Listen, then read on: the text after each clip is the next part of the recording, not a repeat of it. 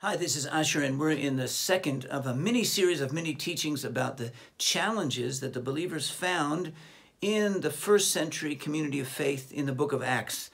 And this time I want to look a little bit of some things that happen in Acts chapter 6. It's interesting there that it starts out that it said that the Greek-speaking Jews, or the non-Hebrew-speaking members of the congregation, began to complain about the Hebrew speakers, about what was going to happen with the money. Who had the right to make the decisions of what to do with the offerings? It's an amazing thing today in Israel today that we have offerings coming in internationally, and then you say, well, who gets to determine the money? Well, it was given to the local believers. Did they decide? But it comes through. And different sets of people are dealing with feelings like somebody else deceived them, or they did not get the good end of the deal. Just what happened back then, we're dealing with the same problem today. And I realize that it's inherent to the nature of the body of believers here in Israel. The Bible said that blessings would come from the nations to the local remnant. And yet, so how do you decide what are you going to do with the budget? Who gets what's part of it? We realize we're dealing with the same thing they did. And the second thing was that the apostles responded, the disciples responded and say, hey, look, we just got too much work here. How we have to teach, we have to pray, how can we take care of the finances? What are we going to clean the tables? We're going to serve the food. How can we? It was just too much work. Well, we feel one of the things that we also deal with here, it just seems like there's just too much work to do. We can't do between doing the local ministry, the international ministry, the problems with the government, doing the finances, the practical work of the congregation. We just feel like it's too much.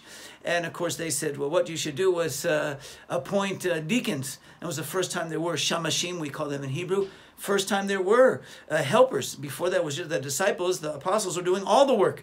They were preaching the messages and cleaning the floor. And then they divided it up between the apostles and the deacons. And after that, they had all different kinds of tasks in it. But it's interesting that they had to deal with that same challenge of, it just seems like there's too much work to do. And the third thing they had to deal with, all through those chapters, they're dealing with persecution from the religious authorities.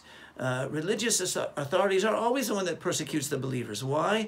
Because the non-religious don't really care that much. It's just, and so people who have a vested interest in power or money or institutionalization of the religion, they're the ones that attack the believers. And we, of course, have to deal with attacks on us all the time from the rabbinic authorities trying to take our rights away and so on. But it's also interesting that that's what they had to deal with in the first century as well. And in different nations, of course, you have different types of institutionalized religion. Some of the Arab believers have to deal with Islam in their country. Other people have to deal with the Catholic Church, the Protestant Church. It doesn't make any difference. But we here, of course, have to deal with ultra-Orthodoxy in Judaism.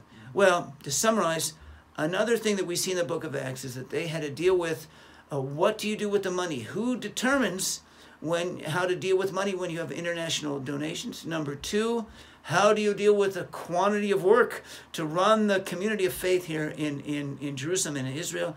And then thirdly, how do you handle the persecution from the ultra-Orthodox religious establishment? You've got in your lives, we've got in our lives, we've got the same challenges they had.